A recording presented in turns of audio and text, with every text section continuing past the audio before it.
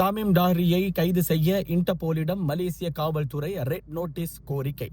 மத உணர்வுகளை புண்படுத்தும் வகையில் செயல்பட்டதாக கூறப்படும் சமூக ஆர்வலர் தாமிம் டாரி அப்துல் ராசா என்பவரை கைது செய்ய இன்டர்போல் மூலம் ரெட் நோட்டீஸ் விடுக்க கோரி கடந்த ஜூன் 8ஆம் தேதி விண்ணப்பிக்கப்பட்டுள்ளதாக உள்நாட்டு விவகார அமைச்சர் டத்தோஸ்ரீ சைஃபுடின் நசித்யோன் இஸ்மாயில் தெரிவித்துள்ளார்.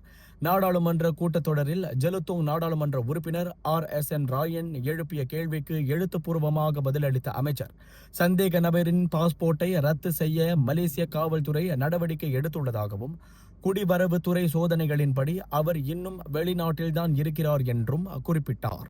லங்காவி பழைய கோவில் தளத்தில் இருந்த இந்துக்களின் புனித சின்னத்தை சேதப்படுத்தியதாக தாமிம் டாரி மீது செக்ஷன் 295 கீழ் குற்றச்சாட்டு உள்ள நிலையில் கடந்த மார்ச் மாதம் அவர் புக்கிட் காயு ஹிதாம் பேங்காக் வழியாக சவுதி அரேபியாவின் ரியாத் நகருக்கு சென்றதாக அரசு தரப்பு தெரிவித்ததை தொடர்ந்து மே 17ஆம் தேதி அவருக்கு எதிராக லங்காவி மேஜிஸ்ட்ரேட் நீதிமன்றம் பிடி வாரண்ட் பிறப்பித்திருந்தது குறிப்பிடத்தக்கது.